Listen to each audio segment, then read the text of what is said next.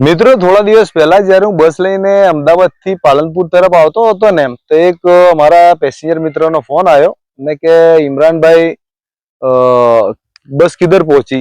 मैंने कहा बस ऊंझा पहुंच गई ने भाई મહેસાણા ઉતરી ગયા। તો મહેસાણા જ્યારે ઉતર્યા તો એમની વસ્તુ ભૂલી ગયા હતા। તો મને કે મારી આ નંબરની સીટ પર એક બેગ ભૂલી ગયો છું। તો મેં કંડક્ટરને બોલાયા ને મારો ફોન આપ્યો ને કીધું કે ભાઈની સાથે વાત કરો અને પૂછો કે એમનું સામાન ક્યાં ભૂલી ગયા છે। તો સામાન તો મળી ગયું ને ભાઈથી એમને વાત કરી કે ભાઈ સામાન તમારું ક્યાં પહોંચાડવાનું। તો અમારે એ ભાઈ એમ કીધું કે અંદર એક સુગર ભાભી બેઠા હશે, એટલે અમારામાં સુગરાબેન હોય તો એમને મેં સુગર તરીકે મતલબ કે ઉચ્ચારીએ। તો એમને એમ કીધું કે સુગર ભાભી અંદર બેઠા છે। તો કંડક્ટરને કઈ સમજાવ્યું નહીં કે સંભળાયું નહીં, તો એવું સમજ્યા કે સુંદર ભાભી બેઠા છે। તો કંડક્ટર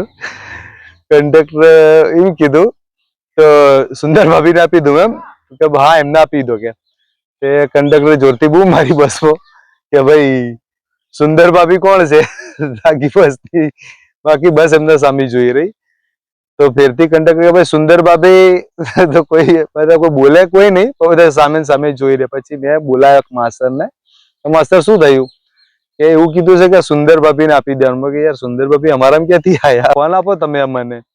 फोन लीधो मैं एमना जोड़े थी। પછી मैं कीधु हाँ, मैंने कहा भाई किसको फोन, तुम्हारा सामान किसको देना है। बोले वो सुगर भाभी बैठे उनको देना है। क्या ठीक है चलो। પછી मैं कंडक्टर ने बुलाया, मैं कहा सुंदर भाभी नहीं सुगर भाभी को।